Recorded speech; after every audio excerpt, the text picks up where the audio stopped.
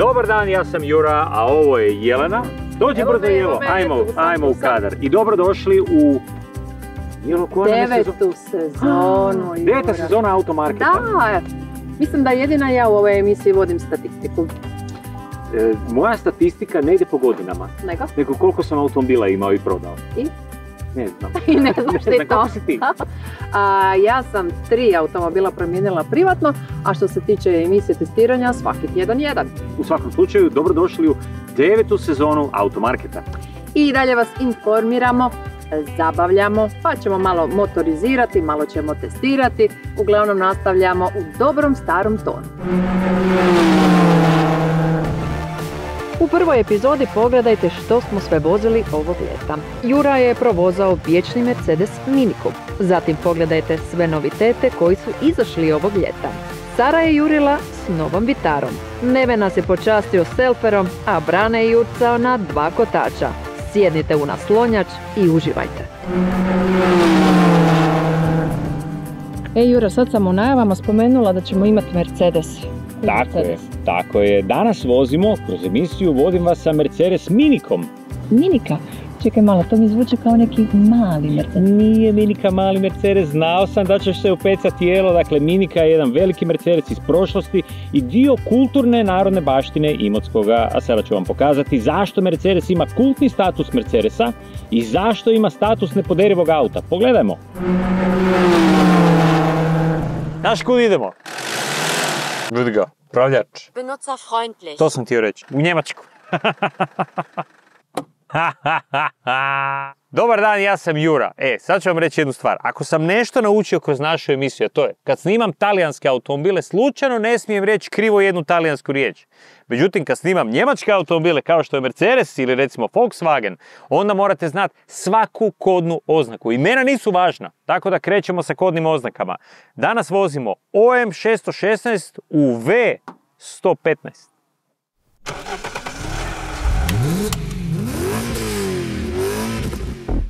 Mercedes koji može napraviti 1.000.000 kilometara, ali doslovno. Naravno, prvo i osnovno pitanje je, pa onda što je to pod haubom? Ajmo odmah pod haubu.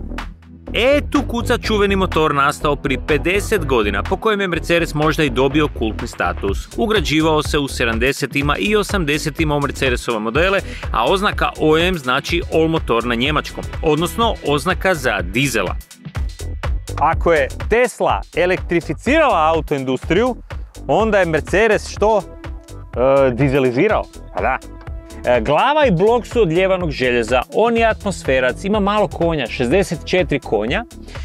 Bregasta se nalazi u bloku, a razvod funkcionira ne preko zupčastog remena, nego preko lanca, i to kakvog lanca?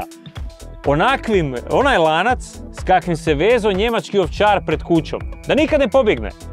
OM616 ima 2400 kubika i zato se straga nalazi oznaka 240D, a ugrađivao se u sve živo što je Mercedes tada proizvodio, a i šire. U Miniku, 123, G klasu transportnog T1, 100, Unimoga, te pokretao generatore i pumpe, brodove, apsolutno sve, osim Space Shuttle-ove. Zanimljivo je da se u Indiji proizvodi i dan danas i licencu ima Force Motors gdje se ugrađuje u gurku.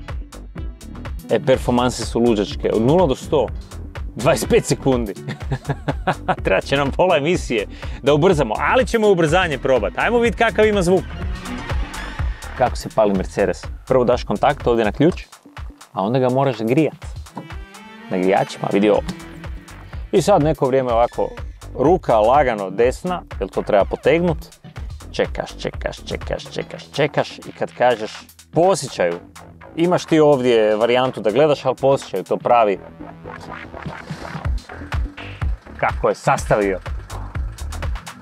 Bio je poznat po svojoj jednostavnosti i robustnosti i doslovno nije imao boljke, pa je ovo jedini motor gdje na internetu nećete pronaći klasične probleme, već tutorial kako ga ubiti, a niti to nije lako. Servisiranje Mercedesa, ulje se mijenja na svakih 5 ili 7.500 tisuća kilometara koliko više volite ovaj auto. I na taj način će napraviti jako puno kilometara, međutim postoje još nekoliko sitnica na koje morate paziti. A to su dizne. Ako ih redovito servisirate, onda je vaš auto spreman na kilometre. Nisu bile osjetljive i ako nešto ne štima, lako se detektira po dimu, nemirnom radu i povećanoj potrošnji. Ima još. Da bi vaš Mercedes napravio puno kilometara, filter zraka uvijek mora biti čist. I filter nafte. Zašto? Zato što je ovaj motor išao na ložu. Ajmo lagano, grčka mitologija. Kakvi ste iz povijesti? Ja sam loš, međutim iz sadašnje grčke mitologije ću vam reći ko je zapravo bio najpoznatiji Grk. Gregorios Sahinidis. Grčki taksista koji je sa ovim motorom i ovim automobilom napravio 4,6 miliona kilometara. I Njemci su mu, u znak zahvalnosti, dali novog Mercedesa C klasu. I naravno uzeli ovoga. Ja gledam da su oni njemu zapravo uzeli auto, a ne dali.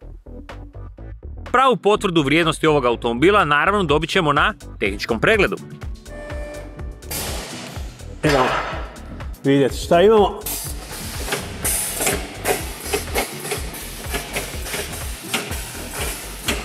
To je skoro tvornički.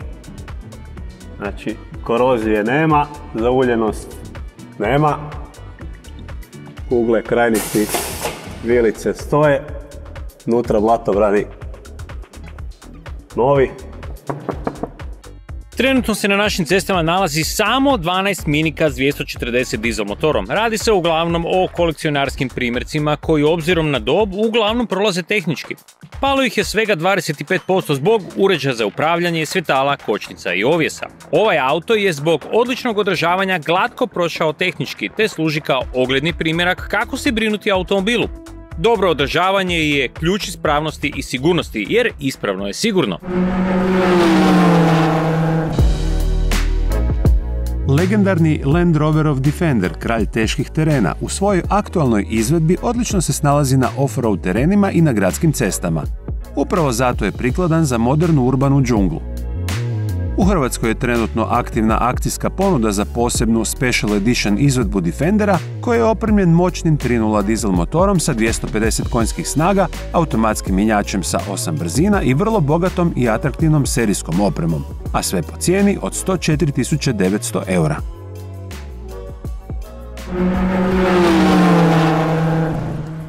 U sljedećim emisijama moći ćete vidjeti brojne testove, pa tako i ovog Renault Rafala.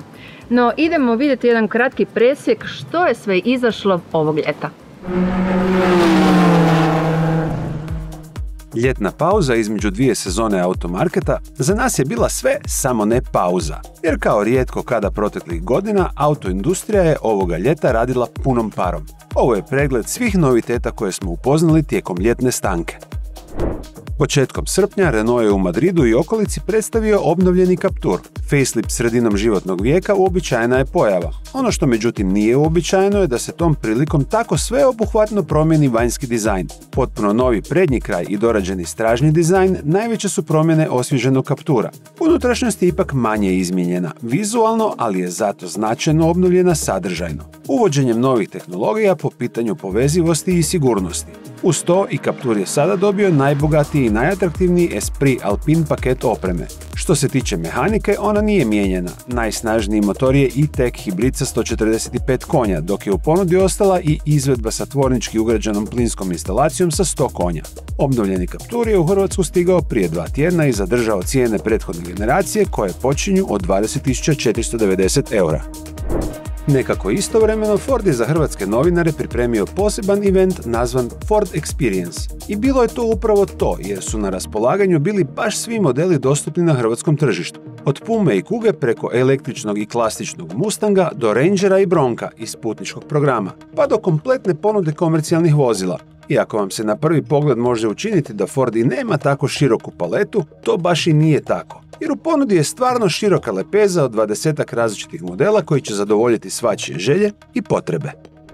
A u hrvatske salone tijekom ljeta stigla je i obnovljena izvedba jednog od najomiljenijih modela kod privatnih kupaca, Suzuki Vitara.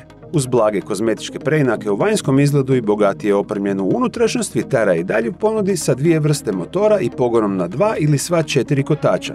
Uz 1.5 puni hibrid Vitara će se najviše prodavati sa 1.4 benzincem od 129 konjskih snaga uz početnu cijenu od 21.300 eura. U Renaultu su bili posebno zaposleni ovoga ljeta, a posebno kada su SUV vozila u pitanju. Naime, u srpnju su predstavili još jedan potpuno novi SUV C segmenta i nazvali ga Symbioz. A on je, kako mu i samo ime kaže, prava simbioza različitih poznatih sastojaka Renaultove francuske kuhinje, koji su ukomponirani u novo automobil. Malo kaptura sprijeda, dašak Senika ili Rafala unutra, uz poznato Google-bazirano sučelje infotainment sustava i potpuno novi stražni kraj i evo nam još jednog novog SUV-a. Zbog dimenzija i prostornosti posebno na stražnoj klupi i u prtljažniku, Symbioz je prvenstveno obiteljski ili poslovno, to jest flotno orijentirani model. Što se pogona tiče, on je isključivo na prednje kotače, a još uvijek jedini poznati agregat je e-tech hibrid sa 145 konja. Nekako istovremeno sa svjetskom premijerom Symbioza u Hrvatskoj je stigao i najveći i najprestižniji model ove francuske marke, kupeizirani SUV Rafale. O Rafalu smo već pričali u prošloj sezoni, a uskoro nam stiže i na prvi test, tako da je za sada glavna novost objavljena cijena za naše tržište, a ona počinje od 44.900 eura za izvedbu sa hibridnim pogonom od 200 konja i tekno paketom opreme. Obiteljski SUV kompaktnih dimenzija ovog ljeta predstavio je i Opel. Ime Frontera poznato je iz nekih prethodnih vremena, a nekadašnji robustni terenac postao je moderni obiteljski SUV dužine 4,38 cm, čime se smjestio u samo srce C-SUV segmenta. Ono što Fronteru razlikuje od ostale konkurencije je da se može dobiti i u izvedbi sa 7 sjedala, što je učini jednim od rijetkih modela koji nude tu opciju u ovom segmentu. Kada stigne na tržište, Frontera će se moći odabrati sa benzinskim, hibridnim ili potpuno električnim pogonom. Svakako jedan od glavnih hitova ljetne sezone bilo je pojavljivanje nove generacije Dacia Duster na hrvatskom tržištu. A kod novog Dustera novo je gotovo sve od vanjskog izgleda do unutrašnjeg uređenja, a djelomično i motora. A opet sve je ostalo dobro prepoznatljivo sa tipično Dusterovskim genetskim kodom. Takva je ostala i početna cijena osnovnog modela od 19.500 eura, a kada smo spomenuli motore i pogone, on i dalje može biti na samo prednje ili sva 4 kotača, uz izbor 2 benzinska motora sa 101 ili 130 konjskih snaga, uz mogućnost izbora plinske instalacije za slabiju izvedbu i jednog hibrida sa 140 konja i automatskim mjenjačem.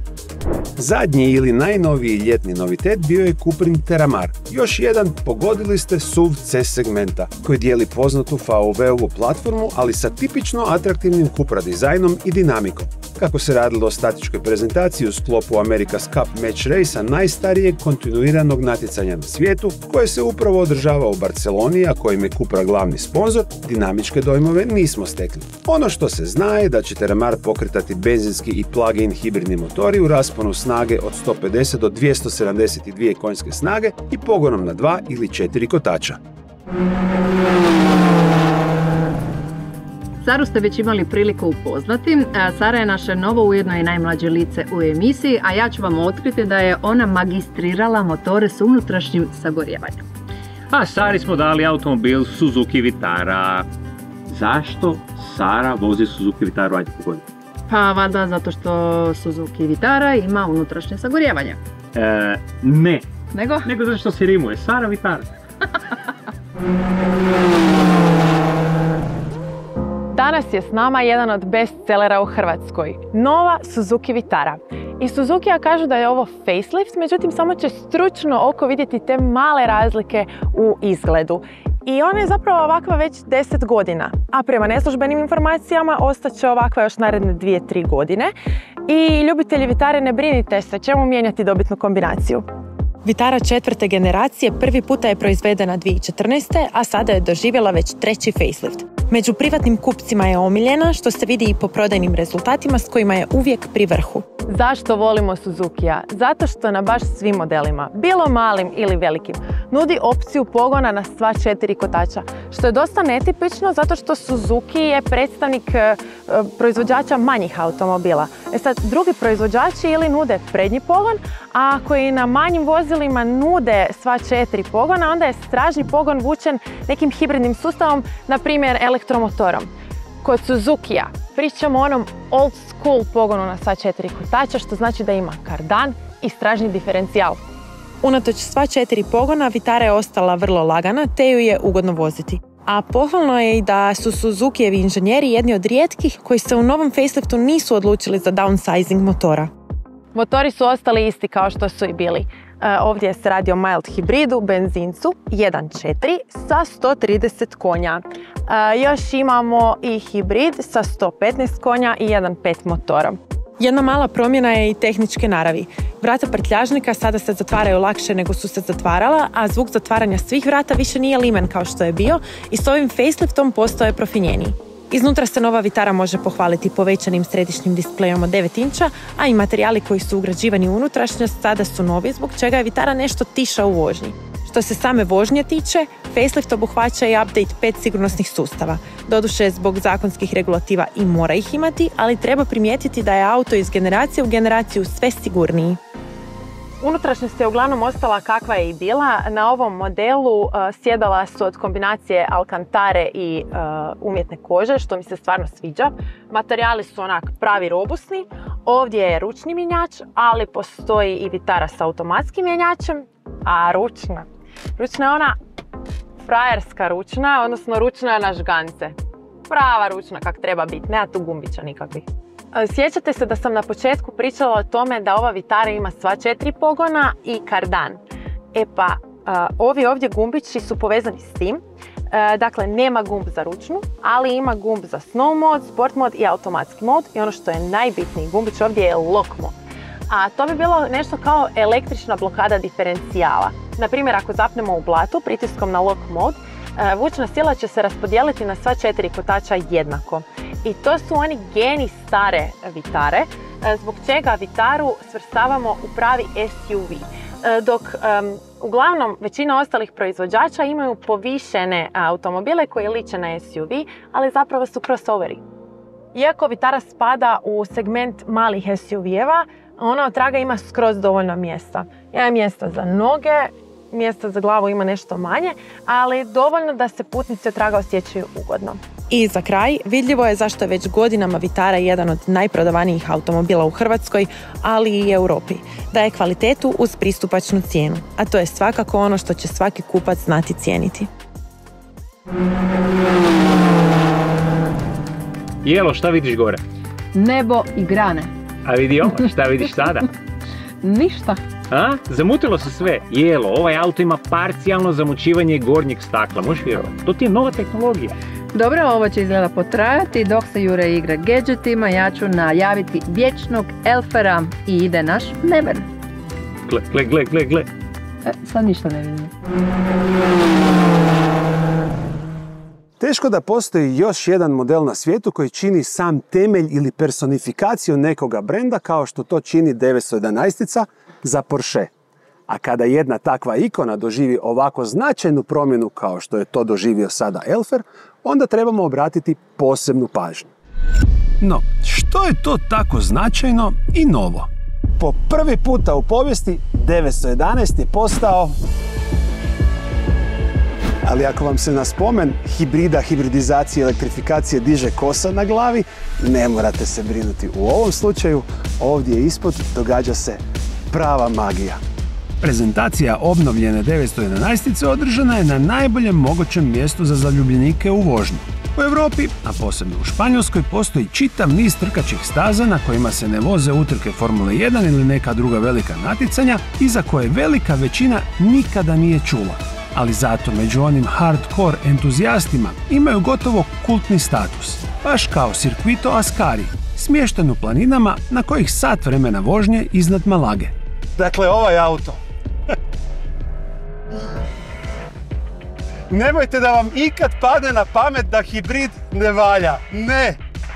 Fantastičan je. I to je ona divna stvar jer je Porsche odlučio sa hibridom napraviti sve samo prema performansama.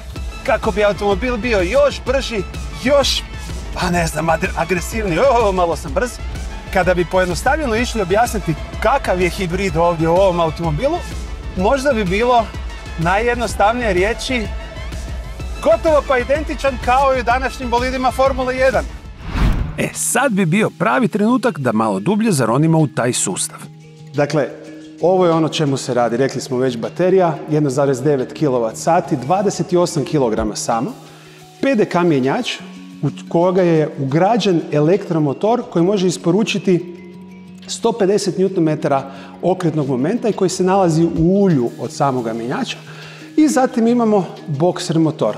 Prije u prethodnoj generaciji je imao 3 litre, sada je povećan na 3,6 litara i vrlo je specifičan po nekim stvarima. Dakle, baš zahvaljujući onome što se nalazi ovdje s druge strane, a to je sada samo jedan turbo, a ne dva, više ne postoji potreba da postoje remenje koje recimo pokreće kompresor klime. To sve radi hibridna instalacija od 400 V. Čovjek se malo zaigra. I onda dolazimo do onoga što se nalazi u samom srcu ove cijele priče. Tada, dakle, turbo sa elektromotorom koji je ugrađen između tople i hladne strane, dakle s ove strane dolaze vrući ispušni gasovi, s one strane se komprimira zrak i ovdje se nalazi elektromotor koji može isporučiti 11 kW prema motoru, ali isto tako i rekuperirati energiju prema onoj bateriji koju smo vidjeli malo prije. Upravo sistem kakav postoji danas u bolidima Formule 1. Upravo je fantastično kako motor isporučuje snagu. Koliko okretnog momenta ima. 610 Nm upravo zahvaljujući tom elektromotoru koji zavrti turbo, tako da je on pripremljen i trenutno isporučuje maksimalni okretni moment cijeli motor, zbog toga je naprosto fenomenalno. Nema nikakve zadrške. Kako date gas, tako automobil istog trena ubrza. I ne, nismo zaboravili na snagu. Hibridni sustav novog GTS-a isporučuje ukupno 398 kW, odnosno 541 konjsku snagu, što je 60 više nego do sada, a to je pak dosta za 3.0 od 0 do 100, 312 maksimalne brzine, ali recimo u odnosu na prethodnu generaciju GTS-a, u prve 2,5 sekunde ovaj automobil ode 14 metara dalje. Možda ne zvuči puno, ali definitivno je. I tu dolazimo do još jedne stvari koja nas je možda i najviše iznenadila. A to je kako se ovaj automobil, bez obzira na sve te konje i newtonmetre, i za GTS specifičan sportski ovis može jednostavno i rekli bi udobno, a opet baš sportski voziti i po običnoj, neravnoj, uskoj i zavojitoj, a fantastičnoj brdskoj cesti Nacionalnog parka Sierra de la Neves ili Snježne planine. Kako bi se sva ta snaga mogla lakše prenesti na cestu, a istovremeno poboljšala i vozačka dinamika, stražnji kotači su 15 mm širi, a kočnice sa karbonskim diskovima povećane. Hibridna elektroinstalacija sa visokim naponom omogućila je da Porscheo PDCC aktivni ovis bude još brži i precizniji u svojem prilagođavanju trenutnim dinamičkim promjenama. I pomalo je nevjerojatno koliko samopouzdanja pruža u vožnji. Ali i brzine, jer hibridni GTS je sa vremenom od 7.16.943 punih 8,7 sekundi brži po krugu na Nordschleifeu od prethodne generacije. A mogao bi ovako vada 2 dana. A Skari, hvala ti. Kakva zabava. 5,5 km čisto gušta. Auto Benussi pripremio je posebne pogodnosti za kupnju provjerenih Jaguar i Land Rover rabljenih vozila koja se sastoji od jamstva, detaljne provjere vozila u čak 165 točaka, uštede pri kupnji, besplatnog prvog servisa te poklona police osiguranja auto odgovornosti. Imaju tvorničko jamstvo ili 2 godine ili 180.000 km produženog jamstva. Sva vozila je moguće isprobati uz testnu vožnju i spremna su za isporuku odmah. Brane je u našoj emisiji poznat kao kombinator, pa čak mu i u najavi stoji Brane kombinator. Dobro da si došao, daj mi objasni zašto te tako zovu. Zovu me tako zato što stalno nešto kombiniram, kupujem i prodajem i uglavnom je riječ o krami. Čekaj malo, to znači da danas u emisiji opet voziš kramu? Ne, danas vozim fini gradski skuter za svaki dan i zove se Kymco Skytown. Čekaj, Nebograd? Trebala si biti prevoditeljica, a ne voditeljica. Ma ne bi baš to bilo dobro. Skuter za grad mora biti dovoljno snažan, mora biti štedljiv i mora biti povoljan. I u toj ludoj potrazi za idealnim gradskim prometalom naišli smo na Skytown 125. Udobnost, štedljivost i dobra kombinacija uloženog i dobivenog. Eto, to su ključne vrline skutera koji mora biti svakodnevno prometalo koje vas nosi kroz život u gradu. U gužvama naprosto ne postoji bolje prijevozno sredstvo od skutera i toga smo svjesni svi mi koji dobar dio dana provodimo na asfaltu. Dizajn maxi skutera uvijek se svodi na isto. Mora biti udoban, mora izgledati solidno, dopadljivo i mora trajati godinama. Pa evo recimo da ovaj izgleda upravo tako i da ovaj veliki vjetrobran solidno štiti od vjetra, a osim toga u duplji imate instrumente koji su pregledni baš zato što su u duplji. Baš tako, neke stvari na skuterima naprosto moraju biti takve kakve jesu. Isto vrijedi i za prednji oklop i poziciju za noge. To osigurava dobru zaštitu i udobnost. Iako je primarno napravljen za kratke relacije, zbog dobrog odnosa upravljača sjedala i odmorišta za noge, Skytown može biti sjajan čak i ako putujete na more. Iako je ekran relativno mali, na njemu su sve informacije o vožnji, najveća je naravno brzina i vidi se solidno, a kada tek date kontakt vidjet ćete koliko su velike lampice za upozorenje. Ova od rezerve za gorivo će vam se paliti vrlo rijetko jer zapravo ovaj skuter vrlo malo troši. Tijekom brže vožnje neće biti rasipan s gorivom. 4-taktni zrakom hlađeni motor naziva Green Power ispunjava Euro 5 plus normu. Tih je i to je plus. Kad se služite kočnicama, evo još jedne bitne stvari. Ovaj skuter ima CBS sustav koji dijeli kočničku silu naprijed i straga za optimalnu silu kočenja, što je dobro za praktičnost i sigurnost. Mali minus je što nema ABS sustav, ali veliki plus kočnica je da se tako lako doziraju da nećete previše plakati za njim.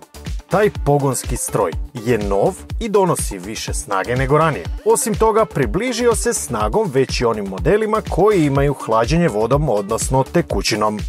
4 takta, 11 konjskih snaga, sasvim dovoljna mjera za ovakav tip skutera. Osim toga, stražnji ovjes je dosta mekan i komfortno podešen, tako da se možete osjećati jako dobro čak i na nekakvim većim neravninama i u principu ovo je jedan od udobnijih skutera.